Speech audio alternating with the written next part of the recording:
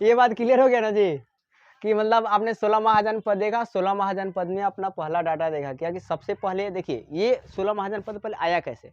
पहले सबसे क्या आया कि आपका सिंधु घाटी सभ्यता है, उसकी कार्यकाल जो मानी जाती है वो आपका 2350 से 1750 मानी जाती है लगभग कार्बन डेटिंग से। फिर उसके बाद आपका पूर्व वैदिक काल आता है 1500 से 1000 काल मानी जाती है। फिर उसके बाद उत्तर वैदिक काल आता है जिसका 1000 से 600 मानी जाती है।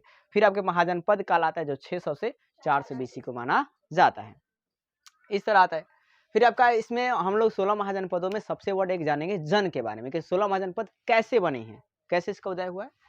तो सबसे पहले जन की बात करते हैं। तो जन में इसमें छोटे-छोटे कबीले के लोग रहते हैं। ये लोग अस्थायी होते हैं। ये लोग क्या होते हैं? अस्थायी होते हैं। और उसके बाद ये क्या होता है, कबीले वाले लोग एक दूसरे को राजा को मारना चालू कर देते हैं, ठीक है ना? मारते हैं मतलब और मतलब मारने के बाद अपने साम्राज्य का विस्तार करते हैं, जिससे क्या बनता है जनपद। और ये जनपद वाले लोग क्या होते हैं? अस्थायी होते हैं। क्या होते हैं? अस्थायी। फिर ये जनपद वाले अपने साम्राज्य का विस्तार करने के लिए ये भी एक दूसरे को क्या करते हैं? मारते हैं और ऐसे कर कर बड़ा आपका है क्या मतलब अपना कबीला बना लेते हैं या बड़ा एरिया का विस्तार कर लेते हैं, जिसे कहा जाता है महाजनपद। और इस तरह का 16 महाजनपदों का निर्माण होता है। और इनकी जो जानकारी है बौद्ध धर्म से और जैन धर्म दोनों से प्राप्त होती है। अब आगे चलकर है कि भारत में आर्यों द्वारा विकसित वैदिक सभ्यता का दृष्टांत जो है 1500 ईसा पूर्व में मिलता है। तो पूछा जाएगा भारत में आर्यों का द्वारा विकसित वैदिक सभ्यता का दृष्टांत यानी कि उसके बारे में जानकारी जो है कब मिलती है? तो 1500 ईसा पूर्व मिलता है, मतलब ईसा मसीह के जन्म से 1500 पहले की मिलता है। फिर ऋग वैदिक काल के जो है ऋग वैदिक काल और उत्तर वैदिक काल की अंतिम अवधि कब मानी जाती है? तो 600 बीसी मानी जाती है। तो ऋग वैदिक काल और उत्तर वैदिक काल का जो अंतिम अवधि है वो कब माना जाता है? 600 बीसी माना जाता है। फिर इसके अलावा यह काल जो है द्वितीय नगरीकरण का दौर माना जाता है। पहली नगरीकरण दौर किसे माना जाता है? सिंधु घाटी सभ्यता को। किसे मानते हैं? सिंधु घाटी सभ्यता को। और दूसरा नगरीकरण का दौर कब माना जाता है? तो किसे मानते हैं? तो आपका ये 16 महाजनपद को माना जाता है, ठीक है, या इन सब कालों को माना जाता है। फिर इस काल में महाजनपद का उदय होने के साथ साथ जैन धर्म और बौद्ध धर्म का भी विकास होता है। मतलब इसी काल में मतलब 600 बीसी में ही क्या होता है कि 16 महाजनपद का भी उदय होता है और जैन धर्म और बौद्ध धर्म का भी विकास होता है। तो आपसे पूछे जाएंगे कि 16 महाजनपद का उदय जो है कब हुआ था? तो 600 बीसी में। कब था जी? 600 बीसी।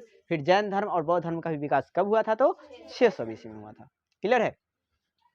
फिर आगे चलकर जो आपका भारत है, भारत का जो इतिहास है उत्तर भारत और दक्षिण भारत में बढ़ जाता है, ठीक है।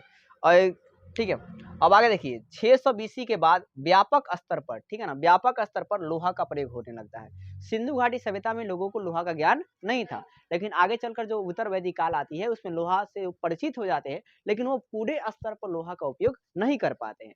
लेकिन आपका जो 16 महाजनपद आता है इसमें पूर्ण रूप से लोहा का उपयोग जो है होने लगता है, इसलिए मजबूत भी साम्राज्य बन जाती है। जिसमें भी लोहा का काम चलने लगा वो मजबूत होगी। तो 600 बीसी के बाद व्यापक स्तर पर क्या होता है कि लोहा का प्रयोग होने लगता है। फिर इसके बाद महाजनपद काल प्रारंभ हो जाती है। कब प्रारंभ हो जाती है? जब लोहा का 600 बीसी के बाद क्या होता है कि लोहा का प्रयोग होना स्टार्ट हो जाता है। तो उसके बाद क्या होता है आपका कि महाजनपद का जो काल है वो आपका प्रारंभ हो जाती है। और स्टार्टअप मैंने आपको बताया कि पहले जैसे सिंधु घाटी सभ्यता की काल मानी जाती है कितनी?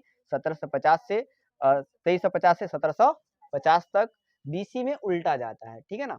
फिर पूर्व वैदिक काल में कब मानी जाती है? 1550 से 1000। उत्तर वैदिक काल में कब मानी जाती है? 1000 से 600। और महाजनपद की काल कब मानी जाती है? 600 से 400 बीसी मानी जाती है।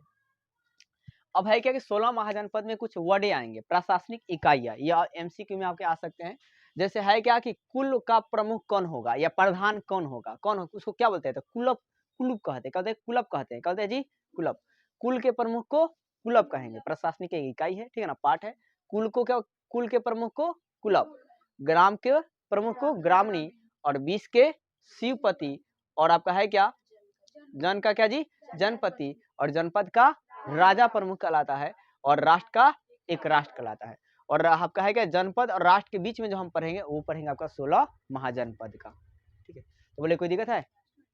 तो बस इतना नोट कीजिए लोग अच्छे से, ये छोड़ दिए।